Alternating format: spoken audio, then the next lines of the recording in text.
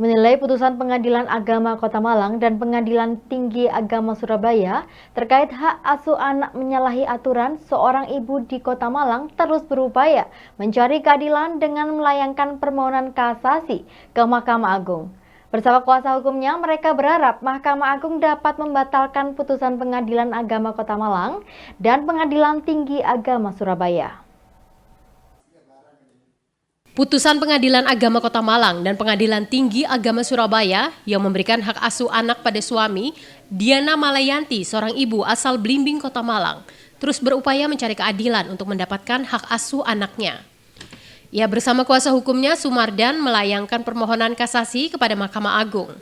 Permohonan kasasi ini dilayangkan karena menilai bahwa putusan Pengadilan Agama Kota Malang yang dikuatkan oleh Pengadilan Tinggi Agama Surabaya dinilai menyalahi aturan yang berlaku.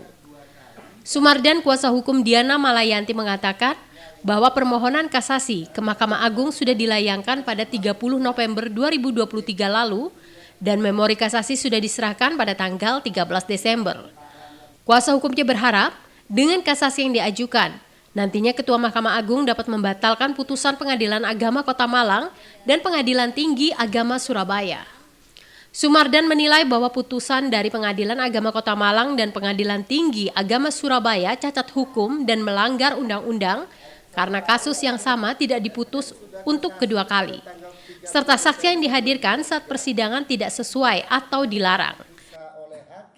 Memori kasasinya sudah diserahkan kemarin. Iya, kemarin. Tanggal 13. Tanggal 13 November 2023. Ya, kemudian kita berharap kepada Mahkamah Agung agar Ketua Mahkamah Agung agar membatalkan putusan pengadilan tingkat pertama, Pengadilan Agama Malang maupun Pengadilan Tinggi Agama Surabaya. Itu yang kita minta kepada Mahkamah Agung dengan dasar hukum, karena putusan itu adalah nebis in idem, subjeknya sama, objeknya sama, pengadilannya juga sama. Yang kedua, kita melihat bahwa Pengadilan Agama Malang maupun Pengadilan Tinggi Agama Surabaya itu melanggar undang-undang. Apa undang-undang yang dilanggar adalah istri tergugat, istri sah tergugat diperbolehkan menjadi saksi dalam perkara itu. Padahal oleh undang-undangnya dilarang keras. Undang-undangnya mengatakan bahwa bekas istri atau bekas istri dilarang sebagai saksi. Nah, lalu apa upaya-upaya? Sementara ini adalah kami menggunakan upaya kasasi.